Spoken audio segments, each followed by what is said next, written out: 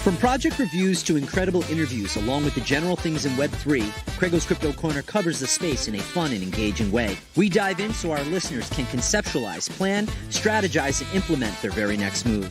We are quickly becoming a platform that enriches and supports the overall foundation of Web3. In order to grow, you need your voice to be heard. If you have infinite curiosity, then CraigO's Crypto Corner is just for you. Come join us. You're tuning into CraigO's Crypto Corner, the best in Web3, blockchain, NFT, and cryptocurrency technology. Great reviews, incredible interviews with the leading people in the Web3 ethos, and just the general things Web3.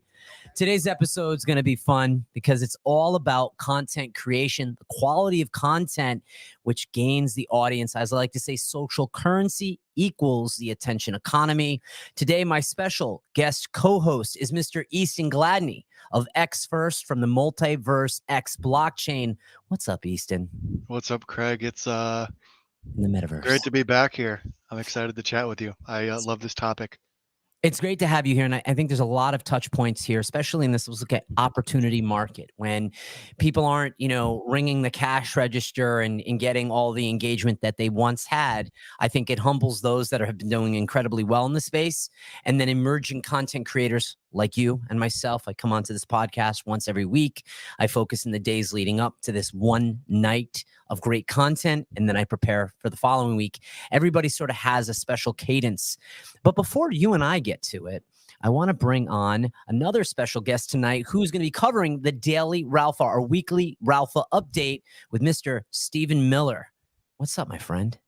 What's going on, guys? Glad to be here. Happy to be representing my friend Ralph Quintero from the Daily Ralpha and getting you guys some of the big news stories that are cracking on today. Well, let's get to it. Maybe we could start with a little bit on the big brands, the big brand side. What's going on with big brands, and what should people, the Web2 normies, what should they be knowing about big brands who are solidified for years, hundreds of years, by the way, in the traditional market of products and services? How are they entering into Web3, Steve? So the big word here is consistently, Craig. We had a big announcement come out of Louis Vuitton earlier today, where they've announced they're releasing what is effectively a $42,000 physical backed NFT.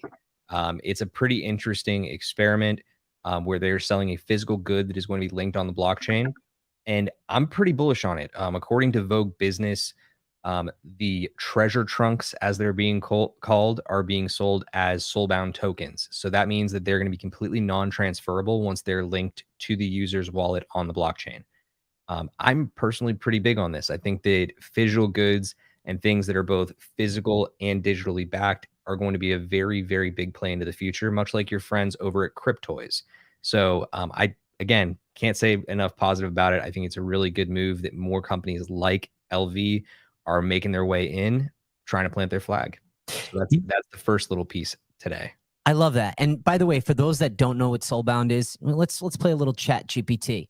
Go put Soulbound tokens into Chat GPT. It's something that is emerging. It's something that we're going to hear about more and more. And I think the idea that it's non-transferable, I'm wondering if the manipulation around the market will minimize because it's a soulbound token. So let's see what the future holds. And I'm really excited to see a big brand like this integrating at that level. So what's next on the list? So next on the list, I feel like we have to keep things high priced, right? And the big ticker across the last couple of days has been a big surge after the Grails auction at Sotheby's, where we've seen a huge Fidenza sale, right? We actually had two of them, but the biggest of them was a 625 ETH sale of a Fidenza. For those that are not familiar with Fidenza, it's a beautiful art blocks piece put out by Tyler Hobbs. I think it was like right at the peak of the bull market was roughly when it was starting to really go. And again, I love this art. I love generative art. I'm a big fan of generative art, long term. But it last sold for 275 ETH, Craig. And now we're seeing a real profit realization in a very bearish time up at 625 ETH. So pretty insane stuff there. That's one of the bigger stories. That's powerful. And I'm curious, when it sold for the 275 ETH at whatever point that was in time, what was the price of ETH? Do we know? I don't think we do offhand. Right. But what I can say is that when you think in terms of 1 ETH equals 1 ETH, It's a pretty good realization, I in know my I've opinion. had that conversation, 1 ETH versus 1 ETH, 1 ETH to 1 USD. I hear you. I'm still with what in actually pulling in fiat, but I like the idea that the individual who sold it does have does have that gain. I'm curious to understand how they're going to diversify that ETH, and if they're just sitting in, as we like to say in our podcast, plot, plan, strategize, implement their next move. I'm curious as to what they're going to do. Uh, what's the next piece we have? So next on deck, I want to get a little bit into what's been going on with the lovely people in the U.S. Congress and our, let's say, non-elected officials, the appointed officials here in the States, Right. because the SEC has been going on another rampage this week, waging war on crypto at large. They've officially filed suit now against Binance and Coinbase. They already had the Wells notice out to Coinbase a little while back, but it is now officially on, like Donkey Kong, as they would say, or maybe it would be like Cyber Kongs. Yeah, on like Cyber Kongs. Now we're tying in NFTs. It's You would think bad news, right? Well, not so fast. The markets have officially countered that news. The markets actually ended up on the day yesterday after this news broke, and it was a very, very big win in a lot of ways. But the bigger part of this to me is the fact that Coinbase is going very, very hard against the SEC in this specific case. We need a lot of people to rally together, and it's becoming a much bigger issue in the upcoming electoral cycle. Right. So keep your eyes on this one. It's a really big story, and do not go quietly into that night. I agree with you. And let me just throw one extra thing to it. The fact that Coinbase, which is not the risky platform like we've talked about, is Voyager and FTX, how they were loaning out money and big yield farming. Coinbase is very different. And I wouldn't even say that Binance is, because CZ broke the news around FTX, and he actually was the one that collapsed that entire company because he had a problem with Sam. Sam went against the grain. If Sam hadn't gone against the grain, FTX would still be here. It's very interesting, the friends you make. And maybe this is also the part, right? Content creation. And that's what we're going to circle into, because Easton, I'm going to be coming to you in a second. But when you think about the content, the stories that you tell, the relationships you build, you are the architect of your success, and you are also the architect of your demise. And so to me, Coinbase standing up, Coinbase, if we're going to have to believe in one thing, and you and I played an interesting token a few weeks ago, and we met that access, when Coinbase was going against the Pepe Frog. Listen, there's a lot of symbols out there, and this is I feel like this time in our, just when we talk about content creation, and I see it from all ends, and we're going to stick to Web3 so I can stay in my safe waters. I'll stay in my lane, right? Because I know my lane well. But to be able to manipulate and take a frog and turn it into something that it's not. And 1 week we're kind of like, screw you Coinbase. And the next week we're like, wait a minute, you can't attack Coinbase. So it's a very interesting relationship that we all have, but we need them. They're sort of the city drivers. And then when you're going to get onto the on-ramp of DeFi, decentralized finance, they are a help onto that highway. Yes, you can connect your MetaMask to MoonPay, and you can, pay extra fees to do that and put your crypto on there. But Coinbase has a very important part in the history of crypto and decentralized finance. And it's going to have a future there. And we need to protect that future. So in 1 week, we're like, we don't like you because you were manipulating and you didn't like this meme coin, and you were trying to manipulate the story. And then the next week, we're like, hey, we've got to protect you. So I'm glad that at least those are three notable stories. And as far as the Tyler Hobbs, maybe one day I'll be lucky enough to have some pieces. I'm very much into that art, that meta, as we speak of. So Easton, welcome. How are you, my friend? I'm doing very well. How are you? I'm good. It's 8:30 p.m. Eastern Standard Time, or a little bit past. And, we say our first 10 minutes are really dedicated to our daily Ralpha. There's always this relevant news. And Steve, you did a great job. I want you to know that, Ralph is going to be proud of you when he goes back and reviews this. Look, man, that's all I really ever ask for. I just want Ralph's approval at the end of the day. Yeah. But again, if anybody out there is not yet following the Daily Ralpha, please make sure you go and give that newsletter a follow. It's one of the best reads that you'll get every single day of the week. Very worthwhile. But I do want to actually go back real quick, Craig, and I want to make this one of the next topics conversation for you because, Easton, I know that you at the very least are a little bit aware of what's going on over in Bitcoin ordinals as well. Out of the whole meme coin craze, it's been very clear that a lot of that money we thought was going to come back into typical NFT land. Instead, it's actually going over to ordinals, right? We're seeing a little bit of the money pick up right now in Punks and Bored Ape Yacht Club, but active wallet usership is up both on Bitcoin and ETH. What do you say to all of the Bitcoin ordinal hype in the last couple of weeks? Is that me or Yeah, me, Craig? I think it's very challenging. Like to kind of say like long term, but I think short term, um, to me, like it's just all based on hype.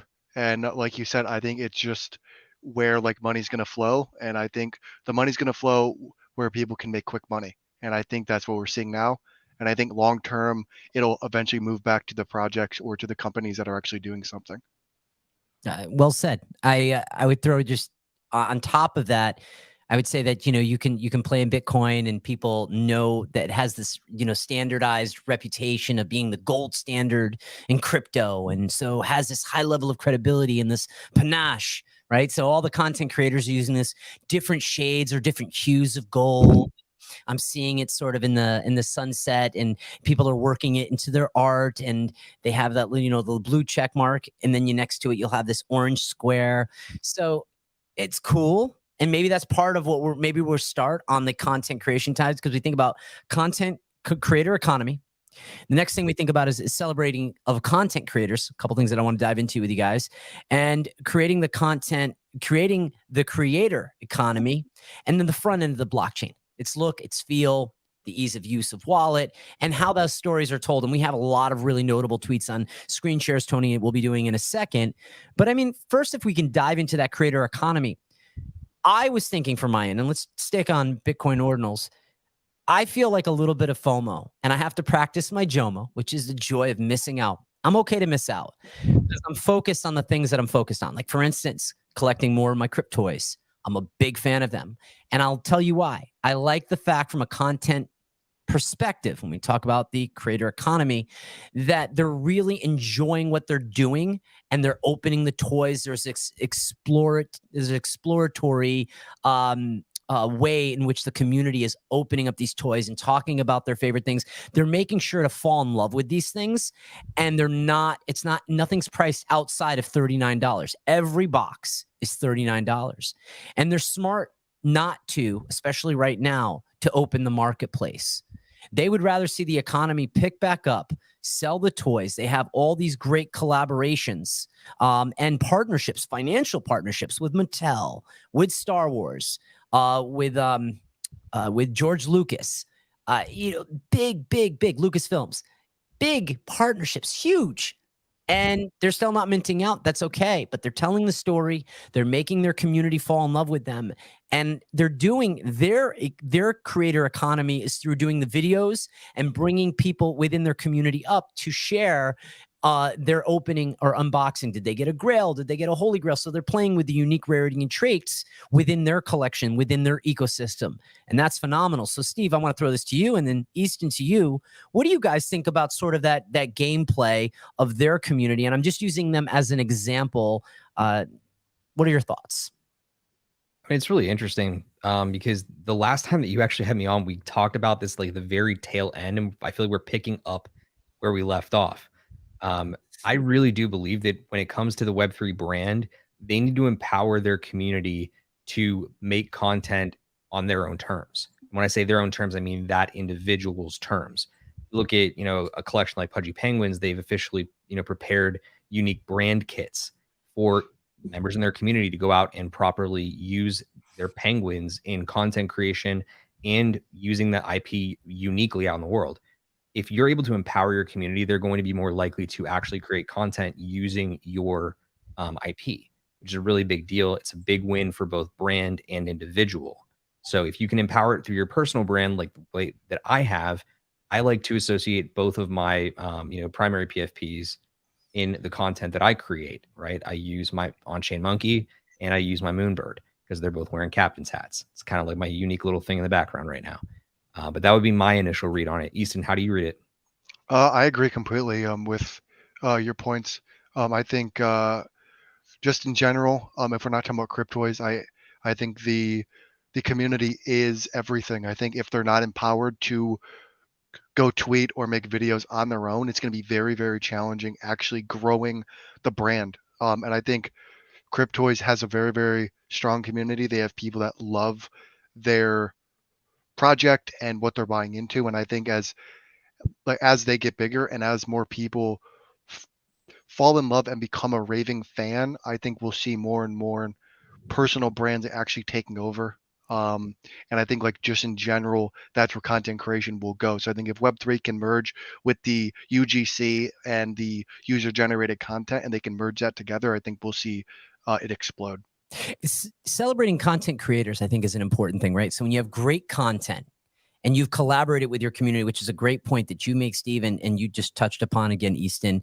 You know, when you celebrate content creators, what you're doing is you're building an ecosystem. And I feel like our ecosystem is sort of like, speaking of the wildfires in Canada, where we're getting all this beautiful smoke here in Connecticut, it spreads over time. I know. I had to work that one in. And I think that's the thing, is that we celebrate together. But what happens is, I think the celebrations have to outpace all the BS. The SCC. The SCC, and just circling back to that, because then I do want to do some screen shares and I want to talk to some of the content that captured my eye that I wanted to put on here. And there's definitely a bunch of shout outs now. Intentionally, unintentionally, it caught my attention. I'm like, this is perfect for the podcast. But I think the SEC is just nothing more than noise. And so we have to focus in creating content and building community just as we have been. The SEC is going to do whatever the hell it's going to do. And the fact is, at the end of the day, they don't want crypto. They don't want this to survive, because remember, they're going to be launching their token. And I don't care where people stand politically. It's irrelevant to me. But understand, when that happens, they're going to entice people with their crypto, their digital asset. It's coming. And just to be prepared for that. And there are going to be people who are going to stack up on physical silver and gold. And I don't want to go too far off of it. There are going to be people stacking on Bitcoin and Ethereum. And you can play the price fluctuation game, or you can just grab some now. I don't know what you think, but my thought is maybe you should think about grabbing. Do your due diligence. Just saying. Steve? Yeah, I want to agree with you that, like, we need to be ignoring what's going on there, right? And just try to create our own unique strategies. But it comes down to, at the end of the day, knowing what else is going on behind the scenes. Yeah. Why is it that the SEC is cracking down the way that they are? Why is it that we start to see more actual traction happening from the legislative angle? The problem is that our country for a long time now has actually been trying to take a stance on crypto legislation through regulation through litigation. We're now starting to see a shift literally in the last week towards regulation through legislation. That's the better way for this entire movement to actually step forward and progress. So I'm a big advocate on that side of things, that we should be talking to our senators, our representatives, and trying to create legislation that is productive for crypto instead of litigating regulations into existence. It's a really, really big point. But on top of that, for what you were saying on the content side of things, I need to go back to something that Easton had said, because it's a really, really big deal in this entire larger content creation, acknowledging the content generators. We need to never forget about those two words, two of my favorite words in all of branding and content creation. It's raving fans. You as a content creator can create raving fans. You are able to create a much more sustainable and long-lasting ecosystem. And on top of that, you're able to have a much stronger dialogue with the community that you create. So I need to, again, give Easton his props there, because that's a really big point. Yep. No, I love it. And I just want to do a quick screen share. We got a bunch of them to do, so we'll just put it on the side of the screen, leave a fourth screen if we can. Tony, thank you, sir. So Daily Ralpha, get your update. It's absolutely free. It's a 5-minute or less read. It comes in my inbox every morning at 7 a.m. Nice cup of coffee in hand. And hopefully the kids are sleeping so I can get through it, know the latest drops, and also the latest news in Web3. And so grateful that we have our special guest, Mr. Steve Miller, on bringing in that Daily Ralpha. The next thing I do want to talk about are some of the content creators out there, our regular guest co-host or regular co-host, Mr. MetaMat Trades, is not in this evening, but I did go past something of his, and he is probably one of the most incredible short content creators. So this one was pretty cool because what they did is he kind of hodgepodged 4 different people out there. One being, I believe, Cade from Joyage, and then three other people in that screen share, as you could see, but really kind of showed the difference of content. And I thought it was really cool how he was able to combine and how they were all able to speak about a stock as it related to Pennyboy stock alerts, which that's what MetaMat creates most of his content for. All right, let's go to the next one. So the next one for me, as we mentioned before, was Cryptoys. I just love all the stuff that they put forward. Now they're doing a lot with Star Wars, and again, that they have a partnership with them and also Mattel. I also believe, if I'm correct me if I'm wrong, but I also believe Disney. They're doing a lot of big things in the space. So it's really cool to watch just how they're interacting and engaging with their community at every turn. I do want to talk to you guys about this one. I thought was really cool. And I'm guessing I'm going to throw this one to you, Steve, and then Easton, I want to refer this one to you as well. Steve, do you know about the ERC 6551 protocol? I do. I frequently mix it up with the other ERC that just got passed through. Is this account abstraction or is this the other one? So what I understand this one to be, thank you, Tony. What I understand this one to be is that basically it's an NFT that you can create into a wallet. I hope I'm correct on that one, so it'll age well on this podcast. But I thought it was really cool when you're talking about smart contract manipulation, that you can have a digital asset and then you can morph that in part into a wallet and then put other digital assets in there. I'm fascinated. So a couple questions that make me ask. And then, by the way, people, we do post this on Twitter. Please go back in and read. I try to grab as much of the information, something that catches my attention. I think for me, it was the garage and then sort of the theme of what they're going to be doing. And they're going to be launching a new token into this garage. So maybe it's a TV set, maybe it's a skateboard. But it's really, I think when stories get deep, too deep, you can lose your audience. And the reason I say that is I've got 2 kids. I've got a wife, got a real estate career. I also have another business I work on, Care Patrol, where we work with seniors. So I've got a lot going on. How deep down a funnel can I follow? And we'll talk a little bit about X first. We're just going to slice the surface of it tonight, Easton. But for me, if your story is so deep, you're going to lose me. So if you're going to create one awesome thread, this thread actually did it. It was like, oh, that's really cool. The question is, I'm going to dive down 10 feet. I will not dive down 100. I don't have time. And the fact is you've got other digital assets vying for my attention along with your amazing community, whichever amazing community that is. So I want to start with you, Steve. Do you agree with that? Do you understand that saying when brain capacity? Man, I know you're a Mensa, you're brilliant, but can you understand that for some of us more, average Joe type intelligent people, that might be a challenge? Look, man, I'm not sure that I would go call myself a Mensa. I try to be a mensch, but Mensa is a bit far. That's just my little, one for Craig. Look, I think that when it comes to content that really connects, it needs to be something that is easily understood. Without a doubt. And I think that's why the garage analogy, among others, really do convey the point properly and then can also give people enough to come back, right? You want to bring that, individual in your audience back to you and create an expectation for what type of content you're creating, right? That to me is the bigger connecting point here. Right. If you want to talk about 6551, happy to do that. But again, I think for the vast majority of us out here, we're not going to understand it. It's very high level thinking. So the garage analogy works. There's another ERC out there. If you want to go do your research, I highly recommend that you do. But I think that, you have to find the creators that make sense of these things. Yeah. And you don't want to get lost in the sauce. So Easton, you have the X-Verse community. You're one of 3 amazing partners, Don Paulo, Matt Swayze, and you guys are doing a lot of great things. And I say this as a dear friend of yours. When you go so much into lore, right? And I just want to open this to you. you might lose me. You might lose your people, your raving fans. And when I say lose me, I don't mean like I'm gone forever. But at a certain point, I'm like, okay, that's great. You're working on this utility. Oh, that's great. I love this storyline. So I'm being a little bit cynical with you. But can you understand from a collector standpoint that, hey, we want to give the story, we want to keep you engaged, but we also don't want to throw up so much on you that you just go, okay, I'm dripping. I gotta go. I gotta shower off. This is just too much. Oh, I mean, I agree completely. I think you have to give the collector or the buyer what they want, and I think a lot of people want something different.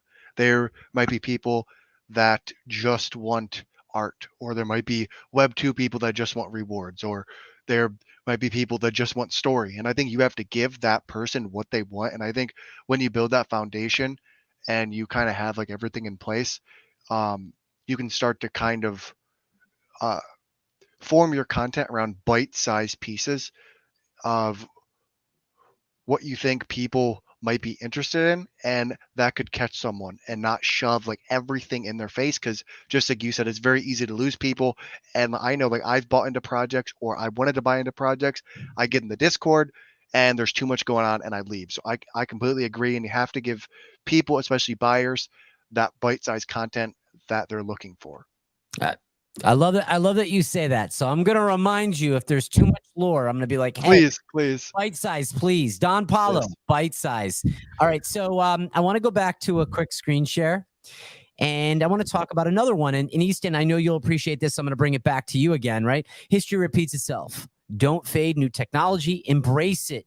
Use it to transform the world. Just like the internet did, so too will AI. At time, covers nearly 29 years apart, but drawing a lot of parallels.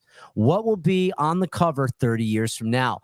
So I thought that was really thought-provoking, Easton, and it brings back the idea that you had posted, I don't know, maybe about a year ago, when people are like, oh, the internet, that's just a fad. This is not a fad. I think people realize what's to come. And what I realized more importantly, before I let you go at it, is the conversations around AI technology, just in the general public sphere, people are starting to play with that, getting the output, doing the right input. One of my friends, did an Easter egg hunt for his girls. And he said, hey, I typed this in and it created this cool poem to search. And I entered where everything was. And it laid it out for my girls and for my wife. And I was like, that's really cool. So it's fun to watch how people are using it. But I also think that we're using it, but I don't want to say don't abuse it. And by that, I only mean just remember, you have a thought process. Don't get so lazy that it's like, write me a summary of tonight's podcast, and I don't give it any really quality input. So if I'm going to use ChatGPT, and I'm going to use it for the right things. That seems to encapsulate and activate the imaginations of our general public more so than blockchain and crypto and Web3 related stuff. Artificial intelligence seems to have captivated through ChatGPT. Easton, what are your thoughts on that post from Ralph? Because he's spot on. You had mentioned it before. Does it make you think, okay, that we are the 30 years now? What does this look like now? And what are we going to be 30 years from now? So maybe I'm going to ask you to grab the crystal ball real quick. I think, to speak on the past, I think a lot of people will just say this no matter what, because they're scared of change. And I think this is, and like I obviously can't confirm, but I'm pretty sure this has happened at every single point in history. If it's the car, if it's the airplane, if it's the printing press, there's people that change and there's people that do not want change, and they say it's a fad, they say it's not going to happen. And I think leading into the future, humans crave certainty, but they also crave convenience. And I think they crave convenience over everything. So I think that's why AI is picking up, because it's helping people in their day-to-day life make their life easier, even if it's going to hurt them in the long term. And I think we'll see things in 30 years like Neuralink, or connecting to like the cloud, or like the consciousness, or the collective consciousness. And I think we'll see that stuff, and where we're all connected, where everything is shared. And I think there are people who say that this is a fad, but I think like it'll make life much easier, but we'll be like obviously sacrificing things for that convenience. And I think the idea of what, and I want to hear what you have to say, Steve, and I agree with you, Easton. When we think about what we think is normal, I think normal is going to be tested at every corner. I don't care whether it's I care, but I think whether we're talking about politics, Web3, whether we're talking about how people get along and share content and information and opinions, everything can be manipulated. I mean, how many times do I see Tom Cruise in a video that's not him, right? I mean, the deep fake. I mean, our reality is getting squeezed, and so those sci-fi movies are part of our now reality, and it's being able to recognize that, being open to a certain part of it. Because I say, like, in life, you might not like something that's going on, but the question is, the wave is much bigger than you. Do you roll with the wave, or do you fight the wave and get swallowed up by it? I'd rather roll with it and survive the best that I can. And everybody has their opinion on that. So when I look at this 2 years apart, the one thing that stuck out to me as you were speaking is humanity, and the A is lit and the I is lit. And I thought, like, like nothing is a mistake, right? So there's all these unique coincidences. It's like, oh, well, you're conspiracy. Well, hey, listen, humanity and the A and the I are lit up. I have to wonder, is everything foreshadowed in our cards? I don't know. And part of the thing about Web3 and this emerging technology that I love, but also is encompassing of artificial intelligence, is where we're headed. And I think that, to me, is what has really captured my imagination. And it's part as a content creator. You know, next week we're going to have Alex from Truth Labs. He's going to be coming on. That's going to be a very exciting episode. You want to talk about content creation and much respect to X First, much respect to my on-chain monkey family. That man in that group is doing things like never before, and I love it. And they're trendsetters, and they have been successful at it. And by the way, X First, you've been successful. Obviously, on-chain monkey, I'm married to both of these communities, yours and on-chain. But I like what they're doing, and maybe we'll dive into that a little bit, Steve, tonight, as to why. What is that why factor in that content creation for Truth Labs? But what are your thoughts on these magazines 29 years apart, Steve? Oh, your mic is out. Oh, he muted himself. You guys, you're just not hearing what I'm putting down. I'm putting down the type of knowledge that you need to, like, think at that higher level for. I'm ready. It's quiet, but it's powerful. Let me break it down. I think that the point of the two articles is, like, it's a really good analogy, but at the same time, like, I think we all can do better to understand what can connect with an audience member. Yeah. It may seem like a very simple truth, and it's because it is. You don't need to think about it too terribly hard. I think that what you were getting at with Goblin Town and Truth Labs and what they're doing with Big Ink is probably the prime example of, like, you know, how to do better and think differently, because at the end of the day, it needs to stand out. It needs to stand apart from the noise. You need to be able to separate signal from noise. They do an exceptional job at that, bar none. So I'm going to try and find a quick screen share that I can share with you guys in a little bit. Yeah, how they do a really, really good job of that. I was just about to ask you that, because I think that's really important. I mean, you know, listen, both myself and Easton, we're always learning. I think this podcast, my biggest bet is that I come here and class is always in session, and I get to create this content. And by the way, Easton, if you can email me that piece of content, because it just sparked that memory. I couldn't find it for whatever reason. But, you know, as we're creating content on the go, you know, and then we're also being inspired by others, I'd love to see what that is as well, Steve. Could we also do a quick screen share, Tony, if possible? So we had Sophia on last week, and I'll tell you why this post caught my attention. First is, we're on-chain monkey holders. That's first. The second is I love to see women in business, women in Web3, which is not often common. But to me, this picture spoke to a true friendship that is genuine and authentic.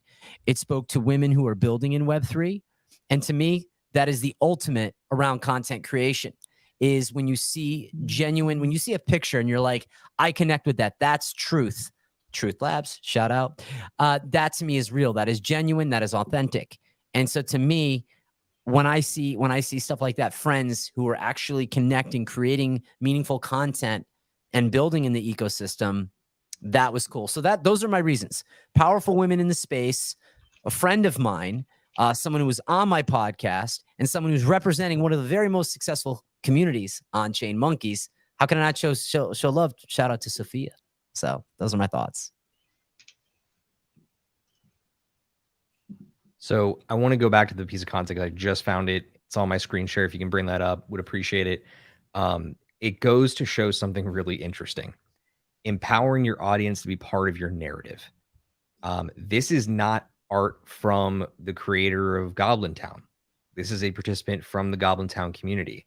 And this post is really run, like from an analytics standpoint, because it's intentionally trying to call out other creators across the space and pull them into your world, right? If you can find ways to do that and almost create quasi collaborations, number one, it may bring you a more powerful collaboration in the future, but it also does a lot to activate both, or in this case, 5 different communities. It's a really fun little way of going about it, but they basically put all of these different content creators, PFPs, into the Goblin Town art style. Thought it was really clever, and it did really play well. So I just thought I'd share that one with you real quick. I love that, and I'm going to get Easton's opinion in just a second. I just wanted to throw to you that that's paying homage. It's respect.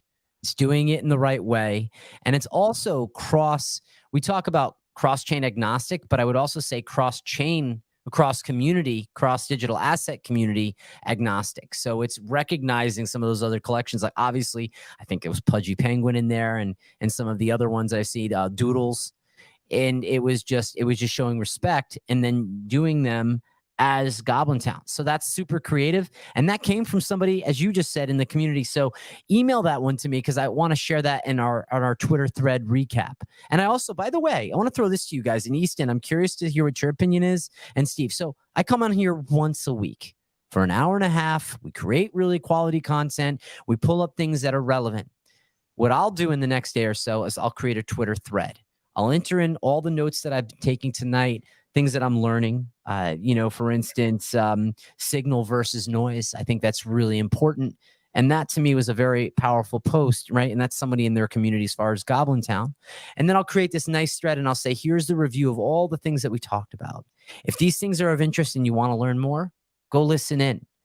And I think there will be a time as the market starts to tread its way back up. When I say tread its way back up, I think you're going to see people who are going to be like, okay, Craig, what communities you're really excited about? Well, if you're listening to my podcast every week and you got people like Steve Miller and Easton on, you're gonna know. When you listen to Ralph Quintero breaking down that daily Ralpha and telling you what's in the space, you're gonna know. And then that's how you can sort of plot and plan and implement your move to hopefully make a lot of money when the market comes back. I know that I'm positioning myself well, but patience along with content creation is king. And I said to Matt Swayze a couple nights ago, I think it was last week after the podcast, I was driving home at about 11 o'clock at night. And I said, Matt, I realized something very powerful. I said, my audience for CraigO's Crypto Corner is not yet here. And that's okay. And the fact is, by the time they get here, I will have perfected the craft of being a good podcaster, making incredible friendships that will last a lifetime. Both of you gentlemen, I have great friendships with. And to me, I'm already a millionaire in that regard. Now, you can put money into my Chase account. You can give me more ETH. You can give me more silver. You can give me more gold. What you can't give me is the respect of others. You can't buy that. That, quite frankly, is earned. And that's through consistency and creating content. And content, as we said at the very beginning of the episode, I can create my success and I can very quickly position my demise. So it's up to you. Easton, what are your thoughts on all that's going on? We're diving deep. I mean, I feel like it's like blunt passing without the blunt. That's how I'm feeling tonight. These type of conversations are my favorite. I mean, I think the relationship building coupled with content creation is the key. I think just relationships in general. I mean, there's relationships I've had for the past 3 years that I knew, like, going into this relationship, I'm probably not going to be able to bring value from it now, but I told them, and I tell all my connections, we are going to provide each other value, if that's today, if that's tomorrow, or that's in 10 years. And I think coupling that with content creation, when they see you showing up, when your network sees you showing up, or your audience sees you showing up, there's that respect, like you said. And it's that consistency that matters. If that's if that's consistency showing up by posting content, or if that's consistency by nurturing those relationships because you know that there's going to be value, like I said, today, tomorrow, or in 10 years. I like that. And I just want to throw another thought out, right? Because there's another tweet in a second. I'll let you know when to cue that up, Tony. Can communities create content in tandem? We just dove into that. And I think that was really important. The short answer is right. Yes. And I might just think to put it as, think of that content as a tokenized asset. Each person in the community grows and builds together. And, when you think about On-Chain Monkey, the karma was actually created by somebody in the community who was talented, who I believe was a famous artist, I think alongside of Disney. And Steve, can I get the head nod? Is that correct? It was Pixar, but yes. Thank you. Pixar. Great. Thank you.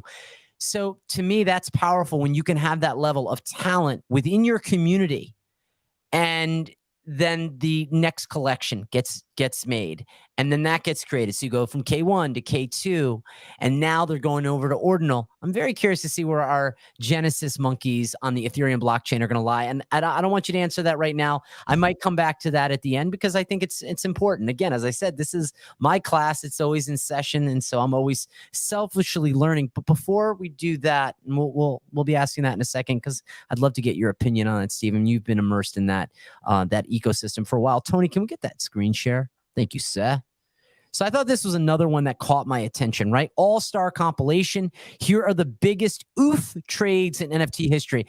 Now, we can come off of that. We did put that onto the Twitter, but here's why I like it. Isn't it fun to know, and I don't say this and I don't relish in this, when someone else fails, you'll be like, oh, wow, that's a failure. Oh, that was a crash and burn.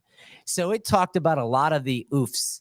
A lot of people spent hundreds of thousands, if not millions of dollars, just to have their digital asset right now that they're holding worth very little money, a fraction of what they bought it for. And so that talks about some of the biggest trades of all time. Some sold too soon, some sold too late, some bought too high. Now it's worth little. I thought that was really powerful. And so, Easton, I want to come to you. I'm sure, and this is part of the content creation, so this is part of that content that was created. I want to hear about your biggest oof, and have you ever shared that in a piece of content? I don't think I've shared this before. I was 2 clicks away from buying VFriends, and that was on Mint Day. I actually was there when he pushed it back a week. I was sitting there when it went live, and I sat there and watched it not mint out for 3 days, and I probably could have got in for $1,500 to $2,000. It ran all the way up to 65 grand, and looking back on it now, I'm like, it was a very, very poor decision to not buy that, and that is my all-time, my biggest, I guess, not want to say loss because I didn't lose any money, but my miss out. Steve, give me an oof, and have you shared it in the form of content so that we can relish in your failure, sir? Would love. So it's important to understand, again, and this is something that I think people that are listening to this need to understand as well. When it comes to the content you create, it can be any channel. Okay. It does not need to be located to just a tweet or a thread. Your content can take many forms. Have I shared this? Yes, I have. Is it recorded content? It is not. I've shared this in Spaces content, right? Your Twitter space can in fact be content. And I've shared it on a couple of different occasions, but I was actually able to press the button to mint a Bored Ape, and I didn't. It was a very, very rough time, but I was like 4 months into the NFT game at that point in terms of watching it, and I just didn't pull the trigger. Then this other collection called Cool Cats came along, and I did the same damn thing. And then it was a rough road from there of minting a bunch of projects that didn't do too hot. But I digress. I'm now an On-Chain Monkey, and everything's fine. Meow. Meow, meow. Oh, wow. Oh, the button. Do you know at one point, and I'm just talking to my studio, do you know at one point the Bored Apes were worth $500,000 for a floor ape? I did not know that. Yeah. Is that what Steven missed out on? Yeah. Can you guys cue the song "Everybody Hurts" in the background? Just like let me have this moment. Yeah, I'm enjoying it. I'm just taking it in real quick. So I do want to go to another screen share, and I'm going to throw this over to Easton in a second. So art is subjective. And when we think about content creators, those that have sort of this mystique or this reputation, sort of this storied history or past, can really harness a really strong following and make a lot of money in Web3. And this individual has done just that, and they really touched with the whole checks thing. So please, when I think about Jack Butcher and what he's done and what he means to the space, I think it's pretty powerful. And I think he's developed his own brand within the brand of Twitter. And I think he's grabbed the attention of a lot of people, not just in the art world, because that's really formally what he does. And, that the idea of modern art and the idea of adapting a check and very simple, but he knows how to present himself. And if you go through his page and just, again, we did post this one in the tweet, just learn about some of these artists, because there's always, when you think about the content creation, it's sometimes you'll look at somebody, and you can come off that and bring these up. So I'm not looking at myself. When you think about it, sometimes you'll look at somebody and be like, how in the hell is Jack Butcher so successful? And then you go through his tweets and slowly you start to puzzle together sort of his strategy, and not that you're going to be able to copy his strategy, but it can inspire you. And that's what I would tell people to do, is that when you have a question about how somebody became so successful, that you stop looking at their tweets, or you stop looking at the content that they've created, or their shared losses on Twitter Spaces. Sorry about that, Steve. I think what's really important is how you can look at it, not ignore it. And I think that's the thing with content creators, is that there's going to be a time when people are going to be like, how in the hell, CraigO's Crypto Corner, just how did that happen? Because it was hard work. And so what I'm saying is that Jack Butcher didn't come out of nowhere. It wasn't obscurity. There was a plan in place. There is an entire backstory. Actually, another Chat GPT. You want to know who he is? Go type him in Chat GPT. It will come up. Some of the information might be outdated, but there's the homework. You want to learn about how amazing he is and what he's done to the space and what he means to the movement of Web3 digital asset? Go take a look in Chat GPT. I'm going to leave it there. Steve, what are your thoughts? And then Easton, what are your thoughts? You need to take time to actually make a study of some of these individuals like Jack Butcher, because there's nothing more important in my opinion, outside of content creation, but also applying to content creation. There's nothing more important than your personal brand. I made a multi-year career on that thesis, and absolutely believe that you can create so much more for yourself and for an audience that you connect with, that resonates with you through authenticity. And he really is bringing his most authentic self out in his artwork. That's how he's winning, at least in my opinion. But I'm really curious, Easton, how do you view it? I agree. I think personal branding is number one. And I think he's obviously built a very, very strong personal brand. And I say it a lot. If you build a strong personal brand, and I bring it back to the raving fans, you will build up raving fans, and they will buy anything that you put out. And I think it's all about being relatable, showing up consistently. And I think that's what he did. And I think off of the quick success that Craig was talking about, that is the perspective of many, it usually isn't quick. It usually is a lot of lonely nights, making content with no engagement, and then all of a sudden it looks very, very quick.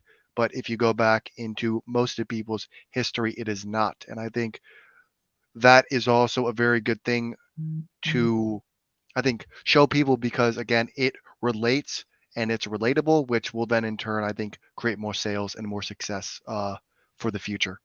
Well said. Well said. And, I would throw on that. Think about it. We're in this market right now, and truly an opportunity. And I say it to myself every single day. And I remind myself of it because the days leading up to that, 6 days leading up to tonight, Wednesday evening, 8:30 p.m. Eastern Standard Time for CraigO's Crypto Corner, it's a lot of studying. It's a lot of reading. It's a lot of, plotting and planning and implementing. And then during the week, that content then gets put out by Downtime TV and just little dribs and drabs. And then I'm going to let the community or the people who I've supported, if they choose to support me and retweet it and share it and comment, That's what they're going to do. What I'm going to do is keep my head down, focused, read, know what I'm talking about, give it about as much information as I can without drowning you in it while keeping you engaged. And that's, I think, important from my art of being a podcaster and being focused in the Web3 tech. Tony, I do want to do another screen share. Just got a bunch of them still. We're still hot. And so I'll tell you why this particular one caught my attention. So I don't really know this individual, Finn, so well. I've seen him around. I think he's connected within the X-First community. But I love the fact that he did basically, in short, what is your favorite picture? Which one do you like? And I like that. I love beautiful art. I like diversity represented. And again, I'm a fan.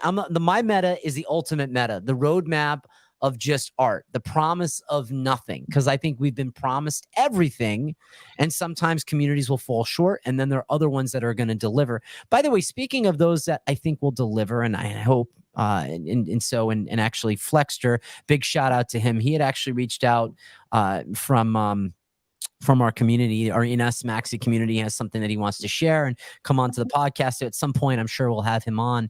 So I love the fact that people will reach out. They hold you in high regard and they want to create content with you. And I think that's another point. When you're consistent and you're creating content and you have a flow, right? So I figured out my flow. I could post every single day, but I could tell you it's not going to do me any good. I come on to my podcast once a night. People know what to expect. They know the look. They know the feeling. They know the intro. They know the exit. They know Twitter Spaces before. They know Twitter Spaces after. They've seen Steve on a bunch of times. Easton, they've now seen you on a bunch of times. They know every week we're going to get the daily Ralpha update. Give people an expectation and be consistent with that. That to me is a very big, important part of content creation. Easton, what are your thoughts around that? I think that is extremely important. I think showing up and letting your audience know what to expect every day. And I love what you said when it came to you figured out what works for you. And I think staying consistent for an 80, a 90 year period always beats that quick burst, even for a year. So I think the consistency, finding out what works for you, and then staying consistent for as long as possible always wins. And then that plays into the second thing that you said is your community and your audience and your raving fans know what to expect every time, and they want you. They want Craig. They want the personal brand. Right. They want what you bring to the table, and they know what they're going to get. Right. And I think, by the way, and Steve, I want to come to you. I think people post a lot out of fear. And by that, I mean like, oh, if I don't post, I'm not relevant. And by the way, I proudly raise my hand to say, well, if I don't post every day, I'm irrelevant. And I would say that there's so many hours in a day. But now that I've defined in on who I am after almost 100 episodes, we need to figure out exactly how many, by the way, somewhere around there. It's a lot. It's enough to say, this doesn't make me nervous. I have fun. I love coming on and having great and engaging content. But I would just throw this out that I don't need to be posting every day. I don't need to be in every spaces. I go into spaces maybe 2 to 3 times a week. If one of my friends say, hey, will you hop into a spaces? I love alternate finance. I love what you guys are doing on Friday. If, Steve reaches out, hey, I've got this. I'd love you to hop in, and just listen. I don't need to come up on stage, but just to be there to support you guys is important to me. So I'm focusing on the micro focus. The micro focus is focus on your core network. That core network is your loyal raving fan base. They're the ones that exponentially will, as they're growing, right? I've got all these, like I say, if you think about it this way, if you collect all these NFTs, right, and you keep them in your wallet and you don't play flipping games, I'm going to sell it when it gets to the side. So let me use you guys as a social currency. Let me go to Steve real quick. Steve, you blow up. You are in hot demand. Everybody, by the way, quietly, the biggest people in the space come to you. And that's a fact. That is a fact. I'm going to leave it there. I'm going to drop that mic on it. And I would say that they quietly come to you. And they don't come to you because they don't want to give you your clout yet. But what's interesting is that when the clout comes, then they're chasing your wingtail. I don't think that way. I think it's a skewed way of thinking. So I want to throw it to this way. I don't trade my friendships. I grow them. I build them. I focus on them as much as I can. If someone gives to me, I try to give them twice as much back. You bring that value, you elevate it, because that's how a friendship grows. It's just my theory. Mind you, I'm turning 46. It's just kind of over time. I wasn't always a great friend. I think over time, I learned some hard lessons and I become better because of that. But let me use you, Steve, and also Easton, because I want to forecast this for you guys. X first.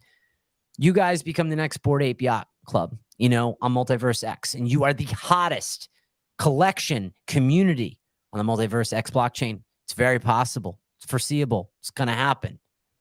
Now, if you guys are doing well and you and I have built this relationship and there's an opportunity for my podcast to grow and elevate and have a great sponsor, is there a chance my phone might ring, Easton? Absolutely. Steve, if you're doing some great things and you're connecting with some of the biggest brands on the Ethereum blockchain, because that's really where you're focused, and also maybe a little bit of ordinals, and you have an option and you say, hey, I've got my friend Craig and this is what he's doing, would my phone ring? I mean, the FaceTime would already be on. So, but that to me is my point. Yeah. You don't look at people as a commodity. And if you get into a community, and that's the other thing, be selective. Don't FOMO into something. Do your research. Learn. Yeah, you could have hit the button for the Bored Ape. It wasn't to be. That's not what was to be for you. And by the way, you mentioned I got into one of the greatest communities. And before we go to the screen share, I do want to ask you, where do our Genesis monkeys on the Ethereum blockchain, where do you think that they're going to finish out as we're going through all this ordinal thing and the first 300 on Bitcoin? Where are Genesis monkeys? Where do you think that these guys will lie? How much love will they be given, or as our market continues to come back? It's a question I ask myself quietly. Why not ask it on my podcast? I mean, look, I will be the first one to tell you that I personally believe the Bitcoin ordinals community is going to see on-chain monkeys become like the crypto punks of ordinals. Yeah. I have believed that since day one. You're not going to sway me from it. So I think the OCM crowd is going to be very happy at the very end of it. But again, it's all speculation still at this current juncture. But to what you were saying with regard to the social side of things, it's half presence. Like, you don't need to be posting every day. Right. And I think that needs to be said. But I've mentioned the word authenticity about 15 times already on the show. Mm-hmm. And I need to make an old analogy just for the sake of driving it home. At the end of the day, there's like an old saying that like a kid can basically smell your bullshit from a mile away. And here online, especially on Twitter, it's basically like playing around in a preschool. You're surrounded by kids. So the second that you are not your most authentic self, right, second you start bullshitting your audience and you're not true to who you are and who you've presented yourself to be on Twitter Spaces, YouTube Live, doesn't matter, pick a platform. They will see through it. And you cannot do that. That's not your game. Be you, play by your rules, play by the game that you set, and that's how you'll succeed. Well, let me throw this to you. I think it's a personality archetype. So to ask somebody be genuine and true when they've been kind of bravado, peacocking, pushing out, look, how great I am. Look at this hot car that I'm driving. Look, traveling the world, and then you're broadcasting your PFP and this new project you're shilling. All the bullshit that comes along.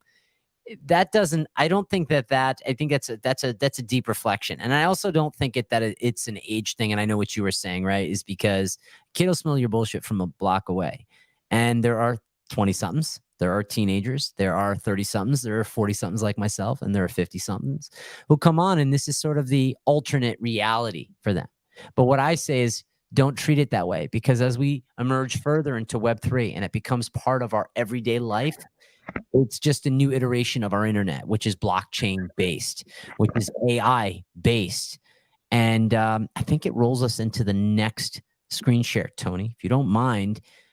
William, I've actually been on he's been on our podcast through Twitter Spaces, nice content creator, incredible writer. But he goes, there's a prevailing fear that AI will replace human workers and lead to widespread job displacement. Now, you can come off of that. It's a 6-part thread. I like the story. I like how he explains it. I like the art. But the first title caught my attention. So I guess that's something, as you guys are creating content, the title is important. You can bold font it, get simple, get to the point, something that's catchy. And I think that statement is in all of our minds. Are we going to be replaced? No. You're only going to be replaced and obsolete if you don't understand how the technology works and you don't find your place in this new emerging world sooner than later. And as I said, there's a lot of things happening right now, financially, socially, environmentally. I've used the clouds in the sky. Everything that's going on right now, right, just scratch your head and go, I don't understand it. Don't have to disagree with it. You don't have to challenge someone else's opinion. Just be a better listener than you are a talker. Take your notes quietly. Learn about this emerging technology. That's maybe the best advice I can give you. I think people try to meet things head on, and I'm going to prove my point. I'm going to show you why you're wrong and I'm right. And it's like, I don't have time for that. But, to me, that's important. So let me come to you in a second, Steve. Easton, let me ask you, when you're doing title lines and you're thinking about the first sentence that comes out, are there any tips that you would give in that? And how important do you think that first line or two is in your tweet? I think it's extremely important. I especially think it's even more important when it comes to video form. That hook, the hook has to be something that intrigues people, that brings them in and wants them to learn more about your content, if that's video or a tweet. I think one of my tips is it has to be the overarching topic of the piece of content. It can't be like a side thing. It has to be the, I guess, like top, and then like everything else describes it, or it ends the conversation. And I think there are different ways that you can do it. Like you can be like really, really kind of like clickbaity, where it kind of comes off and it evokes feeling, a bad feeling or a good feeling, or it can be more like entertaining, where, hey, like I want to learn more like about this topic. And I think especially for like newer like community members or new people that are seeing your content for the first time, it has to evoke a feeling and has to kind of like pull them in and want to learn more about you and what you're talking about. Mr. Steve Miller, what do you think? I honestly think Easton hit it right on the nose. I really don't think there's anything else to add to it. You Perfect. that one. I love it. I love it. So I want to do the next screen share. And by the way, talk about a title line. I love this one. Lana Rhodes, hard rug for NFT project. Not even a slow rug. Talk about titles. I know it's a hard one, isn't it, Steve? So, you literally can't follow what you just said with it's a hard one. So, here's the thing, right? I don't care what industry you're in. You have a reputation, whatever that reputation might be. But when you come into Web3 and you rug people, all jokes and puns aside, and you rug people, they're not going to forget it. I don't care why people like your product or service. It's irrelevant. When you cannot, Tony can't to the straight face back here. When you think about the title lines, that to me is whoever got first to post that, right? Got that news and then said, let me share it. They were going to create engagement. That post along. Now, mind you, I'm sure this individual shot, I don't know them. Again, certain accounts, they'll boost it. They'll look like this. They'll get new followers. So it's hard to play that whole manipulation game. But that particular tweet, and I would say a lot of it's probably pretty genuine, the tweet, not her NFT project, 1,632 likes, 185 retweets, over 927,000 views. So again, visual, title line, content being timely. I mean, that right there, guys, that's knowledge. And I'm sure a lot of you who are listening in know this. Those that will go back, by the way, that's a cut clip. I have to say that those are three really important things off the top of my head. And I think you gentlemen would agree with me. So let me ask, Easton, were you hard rugged on this project or were you not involved? That's all I was not involved at all. Of course. Of course he'd deny it. Of course. Now, I do want to do a quick screen share if we can. Don't worry, this is much safer.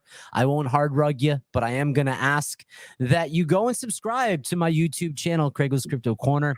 I'd really like to say the best in Web3 blockchain and NFT and cryptocurrency technology with some of the best conversations. And it's always an honor because we have some incredible people who come on to this podcast. Steve, do you want to add to that? You can compliment me. It's okay. It's all right. I mean, your compliment says everything, Craig.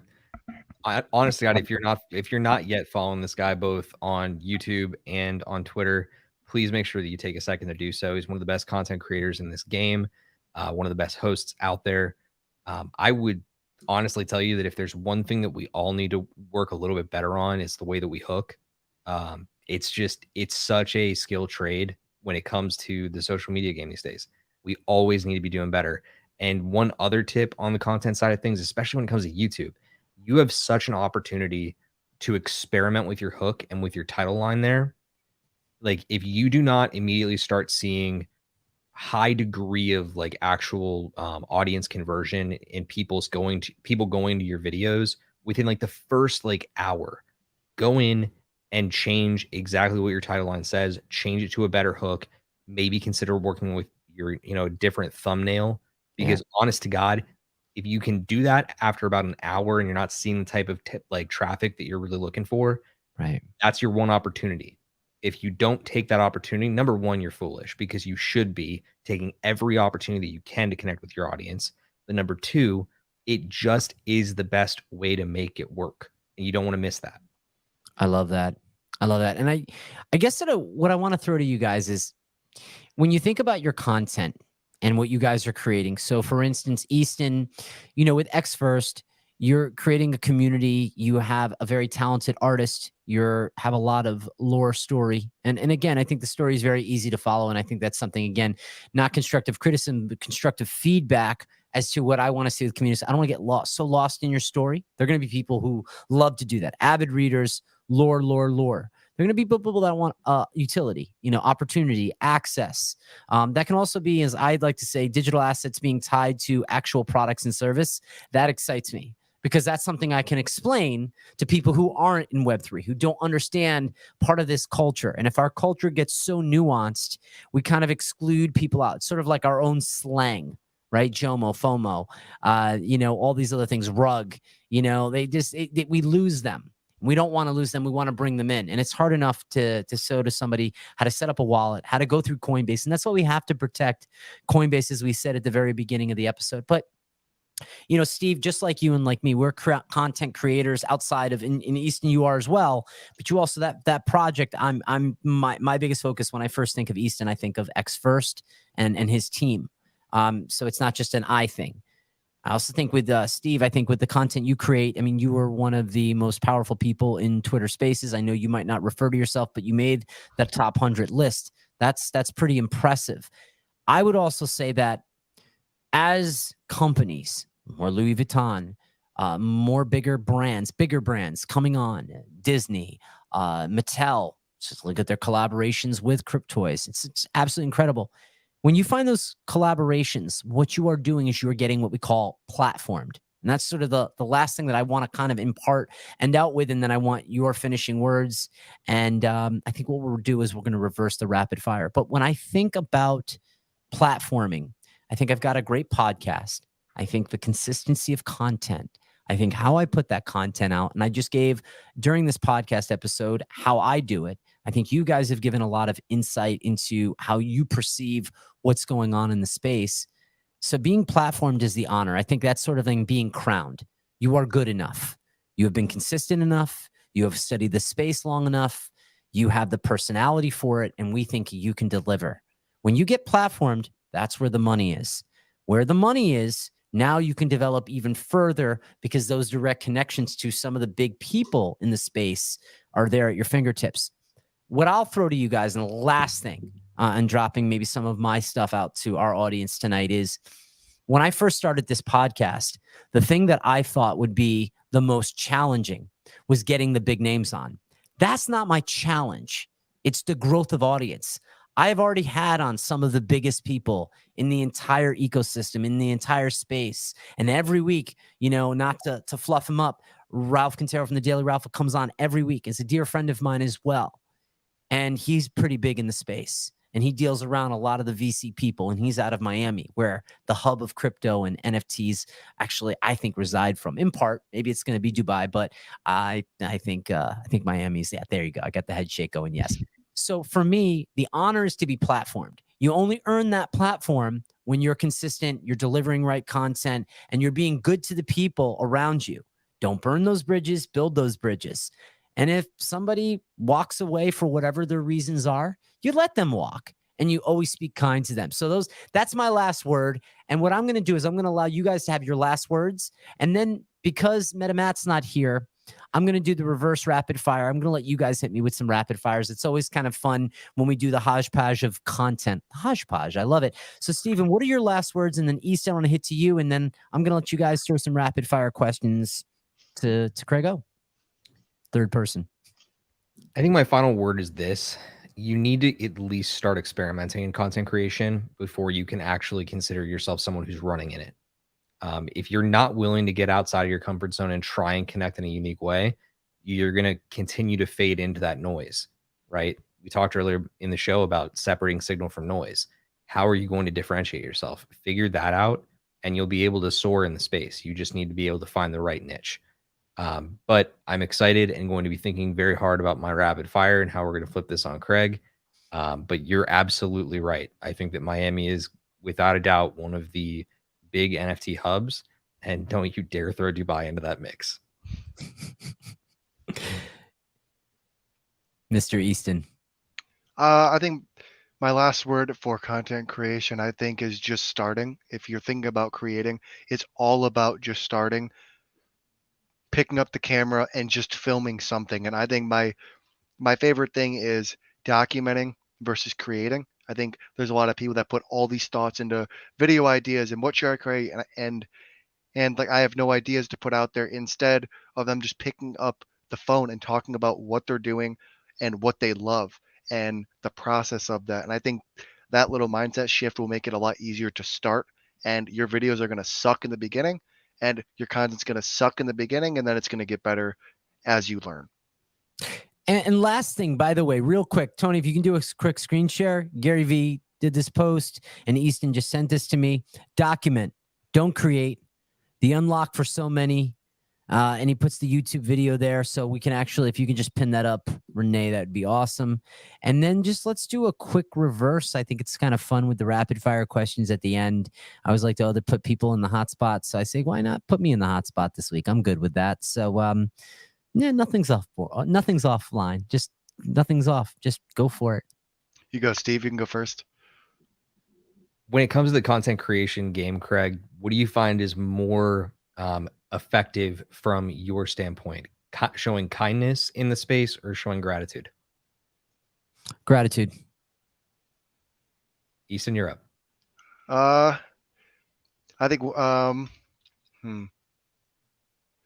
when it comes to working out and you getting in shape, do you like working out in the morning or in the nighttime? Nighttime. Craig, do you find yourself enjoying your time more in the ring or out of the ring? You know, I'm going to be sick in saying this and Tony will appreciate it. I really enjoyed my time in the ring. I really did. And I'm going to actually create that tweet tonight. So basically, in short, I had a match, my first match. I went against my friend, 35 pounds. I did all the preparation, physical preparation, with the workouts. I took it pretty serious. And I go back, could I have taken it more serious? Sure. But my friend delivered some pretty heavy punches. The first round, I ran him pretty well. I did very good. The second round, I got knocked the fuck out. And it's beautiful. And I know I sent it to you, Steve, and people will appreciate it. And I think the reason is that you get knocked out, you got knocked down. I'm back up. I was just in the gym yesterday and I'm going to be training and I'm going to fight again in January. And I absolutely loved it. Did I like some go, oh, did you like getting knocked out? No, kind of scary, quite frankly. But the audience, the audience that was there, the 100+ in attendance, they absolutely loved it. And all my friends said I respected you because I got knocked out twice.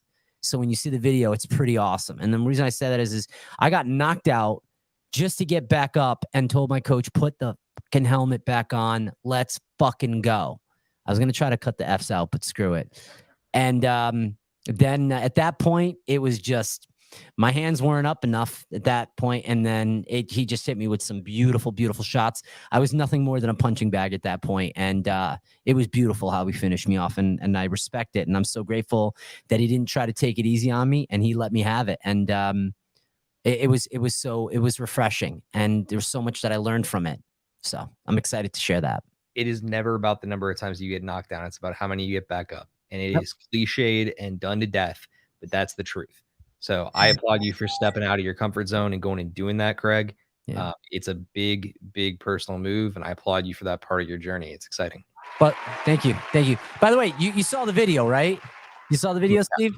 Yeah. It's pretty awesome, right? Yeah, no, it absolutely was. Like, I know. Please, for the love of God, like actually take the time to like decompress between sessions though, because if you take too many of those headshots, like No, I'm good. you're gonna end up like me, and I'm all over the place. Next time's gonna be January. All right, one last rapid fire question, Easton. How long do you want to live for? Oh, that was a good one. Shit. I want to live long enough to have made my impact or my contribution to the world. That would be my first. Second is I want to live long. I want to live long enough to enjoy some quality time, some really good quality time with my grandchildren, whoever they might be, and just continue to raise just great kids that I love very much. I love them so much. So that's it. Do you have a number? Shit. Yeah. When I can't physically do the things, that's my number. When I physically, if I'm on Netflix and just not the kind of chill guy that you're thinking of, but if I'm like the Netflix guy sipping through a straw, yeah, toast me in. I'm out. Awesome. What a way to go out this evening, Craig. It's been another fantastic show. Awesome. And you impressed the hell out of everybody that's listening right now when it comes to you know, at the very least, educating them on, you know, when you need to be put out of your misery. Yeah. Well, the good news is that it's going to be a great tweet. And I think those that are listening in, you're going to enjoy watching the fight, but you're going to also understand when you see the size difference, you're going to really appreciate is that sometimes in life, we're up against a lot of things, and it makes this like easy. Like if there was ever nervousness here, that was scary. And that stare down in the ring and that feeling of pure carnal adrenaline pumping through your blood. It's an experience. I can't say it's for everyone, but my God, it's just awesome. So I apologize for any of the swear words. Please, YouTube, I'm not important enough yet, but please don't demonetize me. I'm not even monetizing. It's freaking great. Because you know why? We're in an opportunity market. And on that note, Easton and Steve, it was a true honor to have you on the podcast tonight. Let's stay live on Twitter Spaces for a few. And Tony, let's close this one out for the books. Thank you so much for watching CraigO's Crypto Corner, the best in Web3, blockchain, NFT, and cryptocurrency technologies. CraigO signing off.